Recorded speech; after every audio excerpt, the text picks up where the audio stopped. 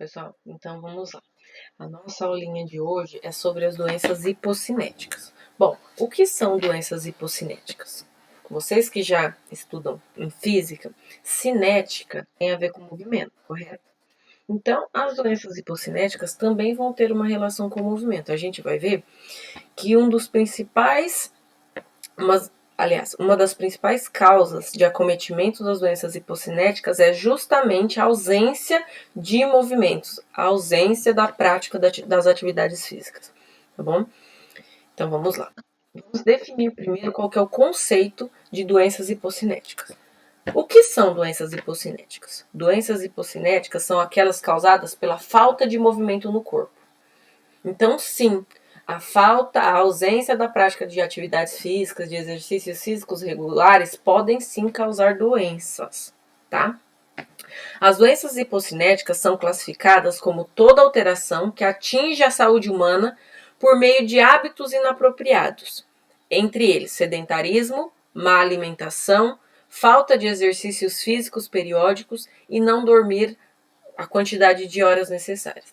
Então, as doenças hipocinéticas, apesar da falta de atividades físicas ser um dos conceitos, não é o único. A alimentação inadequada e a ausência de um descanso, dormir bem e a quantidade necessária de horas para se realmente descansar também afetam o nosso corpo de tal maneira que podem vir a longo prazo a causar algumas doenças, tá? As doenças que eu pedi na pesquisa são apenas algumas que eu vou trazer agora aqui na aula, tá? Existem inúmeras doenças hipocinéticas, tá bom? Não dá tempo de tratar de todas. Eu trouxe aqui só as mais conhecidas, as que estão bem próximas da gente. Alguns de nós temos parentes, ou até mesmo alguns de nós que temos algumas dessas doenças que a gente vai ver, né? Que são consideradas doenças hipocinéticas. Bom, quais são as principais? O diabetes, a pressão alta, sarcopenia, arteriosclerose, aterosclerose, que pode parecer bem parecido o nome, mas são doenças diferentes e a gente vai ver por quê. A osteoporose, está escrito errado aí, me desculpem. Além das cardiopatias, colesterol e obesidade. Essas três últimas aqui, na verdade, a gente vai falar delas, mas não vai falar especificamente delas. A gente vai falar, por exemplo, do colesterol na aterosclerose e na aterosclerose, tá bom? A obesidade, a gente também vai tratar delas em algumas das doenças. E as cardiopatias também, tá? Então, a gente não vai porque são vários tipos de cardiopatias, né? Então, a gente vai tratar delas como um todo dentro dessas principais que a gente elencou aí. Bom, o que é o diabetes, que a gente tanto ouve falar? Não tem só um tipo, e a gente vai ver por que não tem só um tipo de diabetes. O diabetes é uma síndrome metabólica de origem múltipla, então pode ocorrer por vários motivos. Decorrente da falta de insulina ou da incapacidade da insulina exercer adequadamente seus efeitos. Quando a insulina não exerce seus efeitos, o que causa? Aumento da glicose, que é o açúcar, no sangue. O diabetes acontece porque o pâncreas é o órgão do nosso corpo que produz a insulina. Então, pode acontecer a diabetes porque o pâncreas não é capaz de produzir o hormônio insulina em quantidade suficiente para suprir as necessidades do organismo. Ou porque a insulina não é capaz de agir de maneira adequada. Quando você produz a insulina, mas a insulina não age de maneira adequada, a gente fala que você tem resistência à insulina, tá? A insulina promove a redução da glicemia, ao permitir que o açúcar que está presente no sangue possa penetrar dentro das células, para ser utilizado como fonte de energia. Portanto, se houver falta desse hormônio, ou mesmo se ele não agir corretamente, haverá um aumento de glicose no sangue e, consequentemente, o diabetes. Então, vamos lá. Todos nós temos no nosso corpo um órgão chamado pâncreas. Qual que é a principal função do pâncreas? A principal função do pâncreas é produzir e liberar um hormônio chamado insulina. Qual que é a principal função desse hormônio insulina? Diminuir as quantidades de açúcar na corrente sanguínea e usar esse açúcar como energia, certo? Então, Isso está acontecendo dentro do meu corpo agora e dentro do corpo de vocês. Quem não tem diabetes, o pâncreas funciona normal, a insulina faz o papel dela, certo? Mas e quando o pâncreas não produz insulina? O que vai acontecer? O açúcar que está no seu corpo não tem ninguém para recolhê-lo. Então vai sobrar açúcar no sangue. Esse aumento de açúcar no sangue é o que a gente chama de diabetes. Então vamos pensar assim, ó. Vamos dizer que agora, num corpo qualquer, tem 100 moléculas de glicose, de açúcar. Lembrando, pessoal, que não é só o açúcar que a gente ingere. Os alimentos considerados carboidratos, quando eles entram no nosso organismo, eles são quebrados em moléculas de glicose, eles são quebrados em moléculas de glicose, eles viram açúcar e eles ficam ali na nossa corrente sanguínea. Então vamos dizer que a gente tem 100 moléculas de glicose agora caminhando aí no nosso corpo. Vamos dizer que seu pâncreas está 100%. Então ele foi lá e produziu 100 moléculas de insulina. Cada molécula de insulina vai lá e vai pegar uma molécula de açúcar no sangue e vai trazê-la para dentro da célula, onde ela vai virar energia. Então, você ficou praticamente sem nenhuma molécula de açúcar no sangue, seu diabetes está ok, sua glicemia está ok. Agora vamos voltar no mesmo exemplo. Você tem 100 moléculas de glicose ali na sua corrente sanguínea. Mas o seu pâncreas não está produzindo insulina suficiente. Vamos dizer que ele só produziu 50 moléculas. Então você tem 100, ele produziu 50. Essas 50 vão lá na corrente sanguínea e vão tirar quantas? 50 moléculas de açúcar. Mas ficou 50. Isso vai aumentar a minha taxa de açúcar no sangue, consequentemente diabetes. Certo? Então pode acontecer essas duas coisas. Ou o pâncreas não está produzindo a insulina, ou ele está produzindo uma insulina insuficiente que não está dando conta do açúcar no sangue. Tá bom? Quantos tipos de diabetes existem? Existem vários. Aqui eu trouxe só o tipo 1 e o tipo 2, tá? O tipo 1, no tipo 1, na diabetes de tipo 1, o pâncreas perde a capacidade de produzir insulina em decorrência de um defeito no sistema imunológico, que faz com que os nossos anticorpos ataquem as células da insulina. Então, as pessoas que têm diabetes tipo 1, elas não produzem insulina. Então, são aquelas pessoas que necessariamente utilizam a insulina injetável. Tá? Então, é aquelas pessoas todo dia ou 2, 3 vezes por dia tem que se injetar insulina porque o pâncreas dela não produz a insulina. Mas a diabetes tipo 1 só acomete de 5 a 10% das pessoas com diabetes. Então, assim, é quase um caso raro. E, geralmente, é diagnosticada na infância. Tá? A pessoa já nasce com esse problema. Já a diabetes tipo 2, ela é a mais propensa para as outras pessoas, porque ela é adquirida. Adquirida através do quê? De alguns hábitos ruins e também pela genética. Se você é filho ou neto de avós ou pais diabéticos, a sua propensão a ser diabético também é muito mais alta, tá? Então, no diabetes tipo 2, dois fatores ficam combinados. A diminuição da secreção de insulina, então, seu pâncreas não produz insulina suficiente, e a insulina que ele produz é de má qualidade, digamos assim, né? Então, fica sobrando açúcar ali na sua corrente sanguínea. Geralmente, o diabetes tipo 2, ele tentativa de controle dele é através de medicamentos orais, tá? Também pode ter algumas pessoas com diabetes tipo 2 que precisam se injetar insulina, tá bom? E o diabetes tipo 2 acomete mais adolescentes e... Acomete não, né? É diagnosticado mais em adolescentes e adultos. E idosos também. Quais são os principais sintomas da diabetes? Tem diferença do tipo 1 para o tipo 2? Não. Tá? Geralmente são os mesmos sintomas, que é o quê? Urinação frequente, então toda hora tem que ir no banheiro. Muita sede.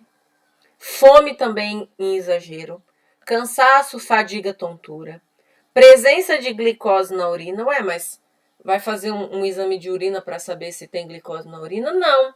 Né? Principalmente em pessoas idosas, A gente percebe quando eles vão fazer xixi, eles fazem um pouco de xixi no chão, né? E aí, se você deixa esse xixi lá, você percebe que as formigas começam a se aproximar desse xixi. Por quê? Porque a taxa de açúcar nessa urina é muito alta.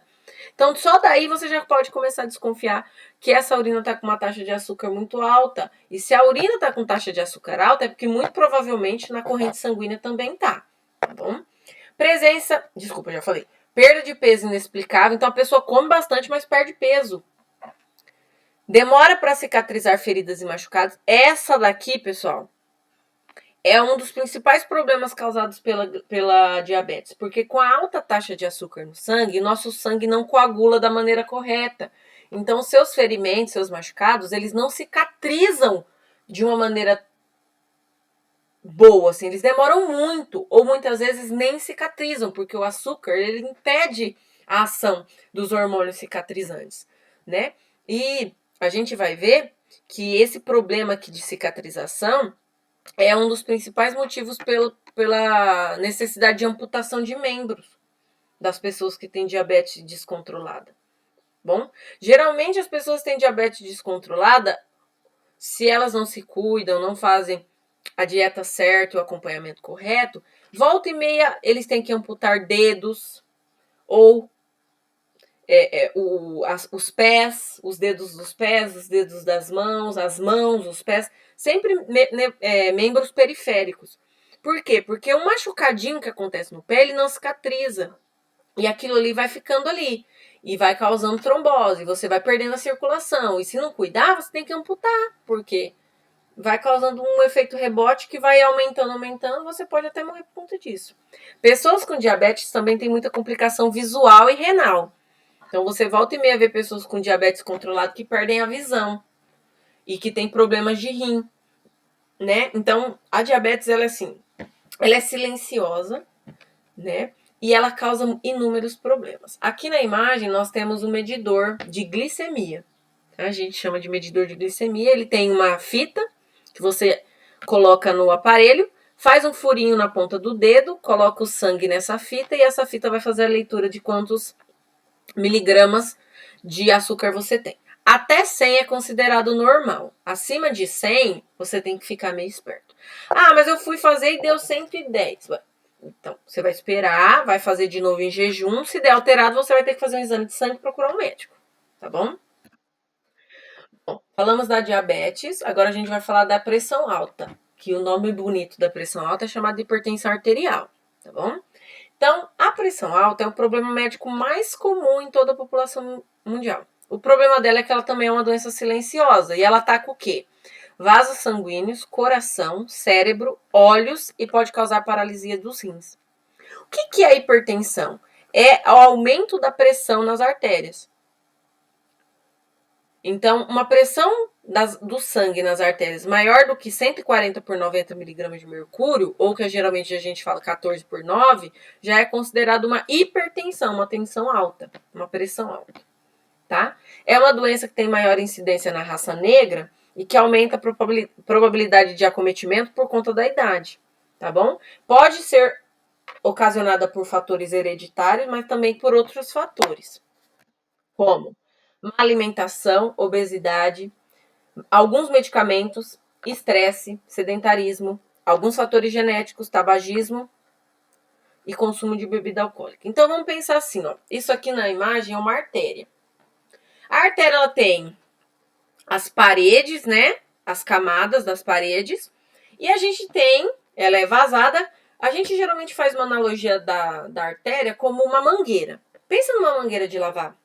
Lavar? Que a gente coloca ela numa torneira, embutida numa torneira e vai lavar as coisas. A nossa artéria é mais ou menos isso, só que ao invés de passar água, passa sangue. Então, o que é hipertensão? Pensa numa mangueira que suporta, digamos assim, 100 litros por minuto.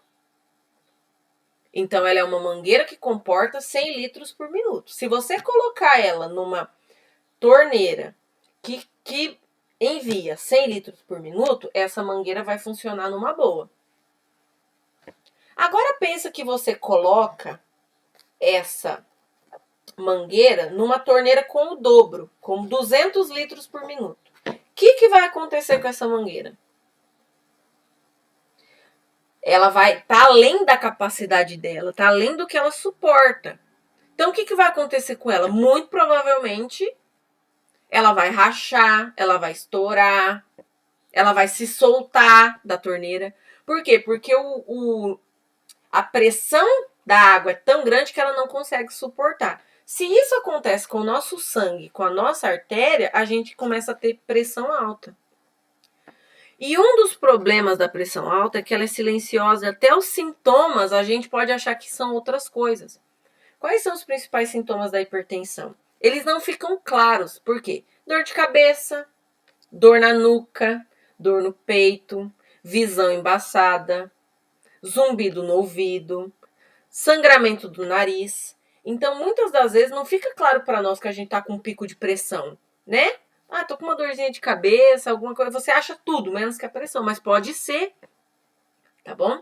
E geralmente nessas aulas, pessoal, a gente faz, quando a gente tá no presencial, eu faço uma aula para ensinar vocês a usarem o aparelho de medida de pressão, que é o esfigmomanômetro, que é aquele manual que você prende no braço da pessoa. A maioria de vocês deve conhecer. Você infla uma bomba que vai inflando seu braço e a pessoa consegue ver no medidor quanto que tá a sua pressão.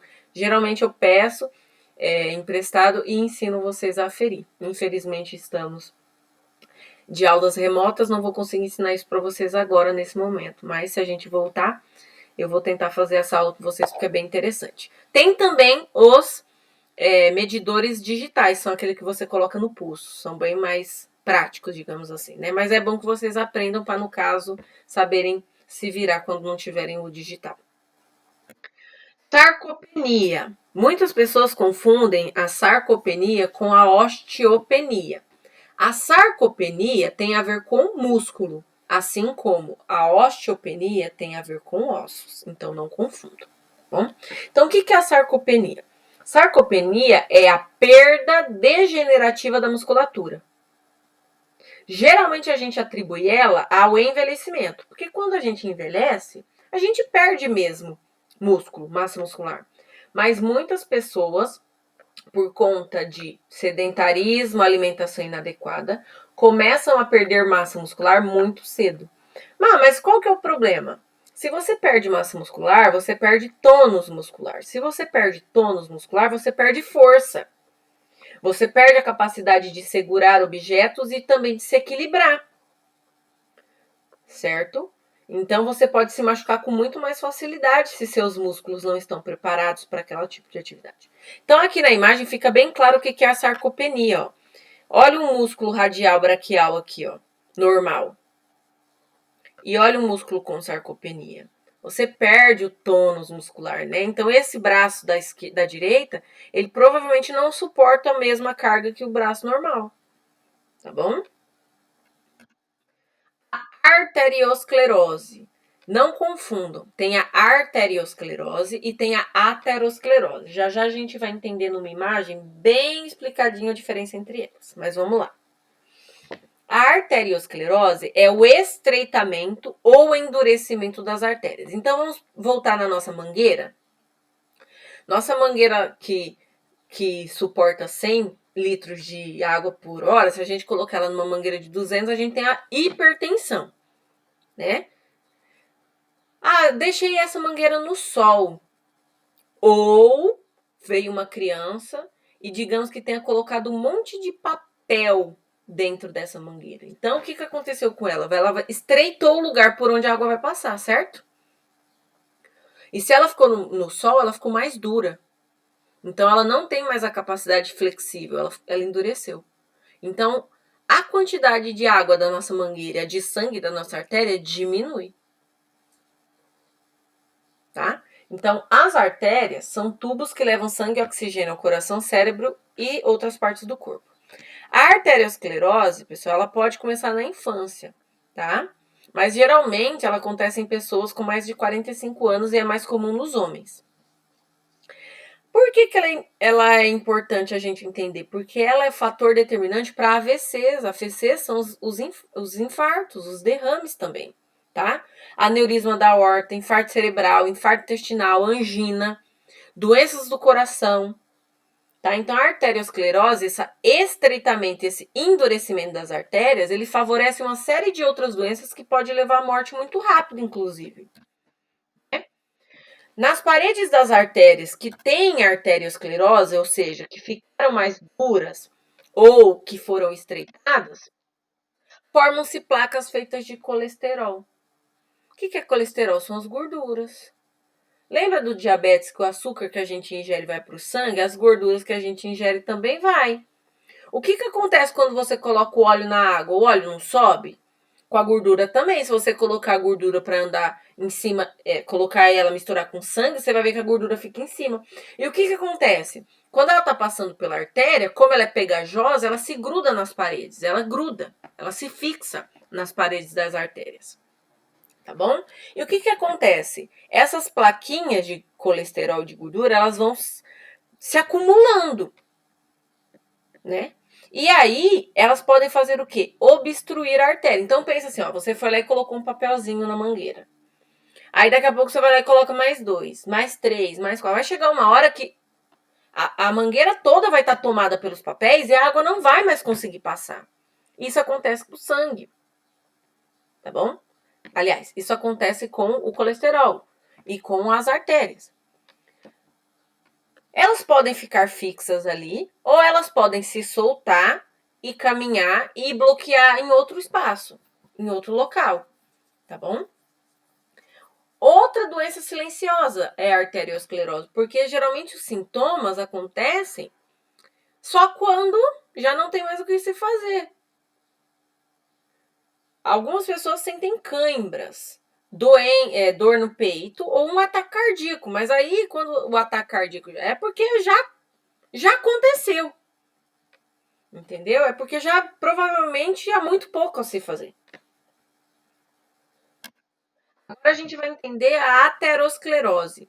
A aterosclerose é o acúmulo das placas de gordura, tá? Essas placas de gordura depositadas, elas dificultam a passagem do sangue, causando infarto, derrame e até morte súbita. O tratamento depende da severidade do caso e vai do uso de remédios a algumas cirurgias, como a ponte safena.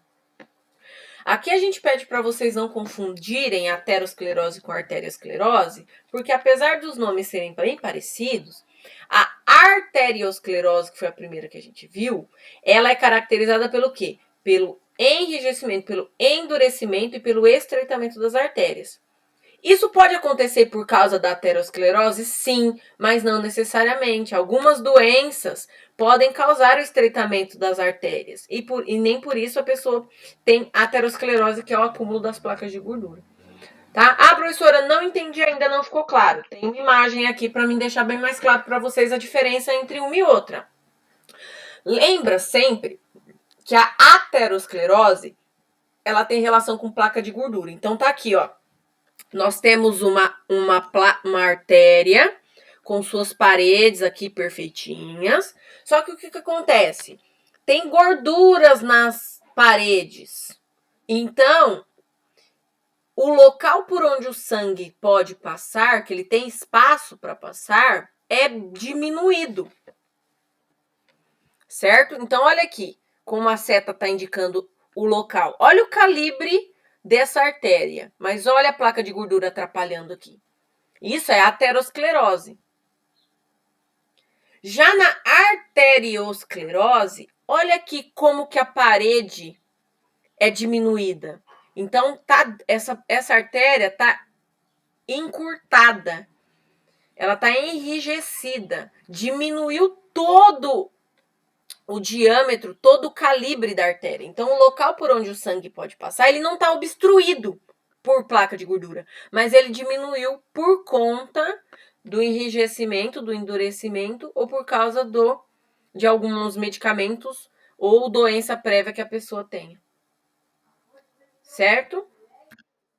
Agora vamos falar um pouquinho sobre a osteoporose. A osteoporose é uma condição mais comum em mulheres que deixa os ossos frágeis e porosos.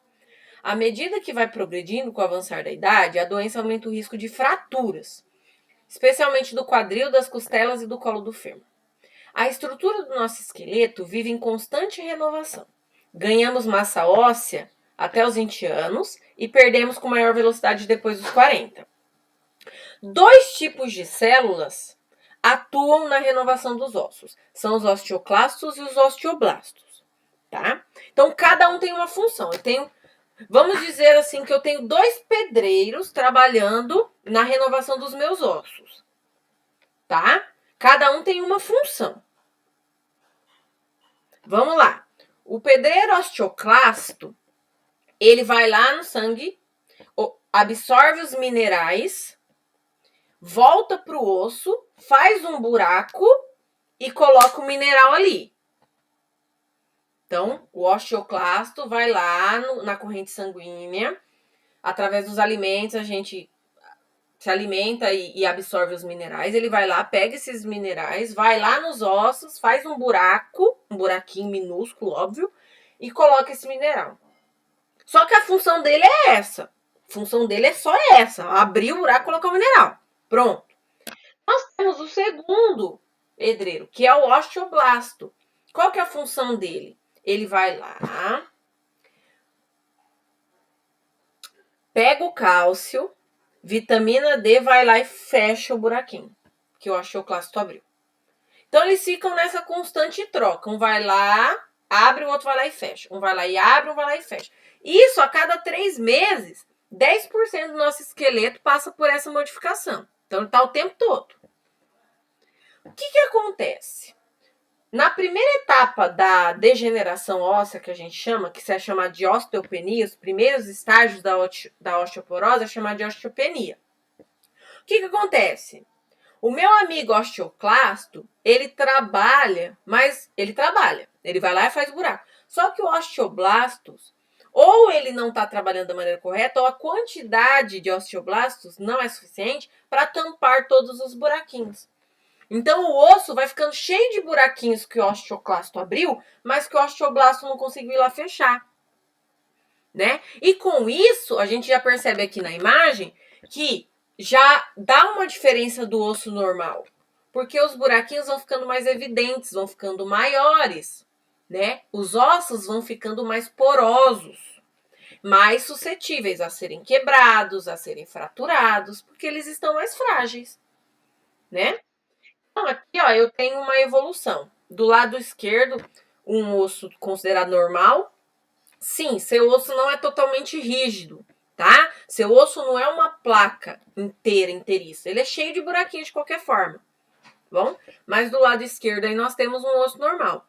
Com o avançar das imagens, a gente vai percebendo as etapas da osteopenia até chegar no último, que é a osteoporose. Olha a diferença. Vocês acham que qual osso é mais fácil de ser quebrado? O osso com buracos maiores, né? Tudo isso causado pelo desequilíbrio entre os osteoclastos e os osteoblastos. Essas etapas do meio aqui são chamadas de osteopenia, tá? E, por fim, chega na doença que a gente viu, que é a osteoporose. Tá certo, pessoal? A aula de hoje era isso. Agradeço a atenção de todos vocês.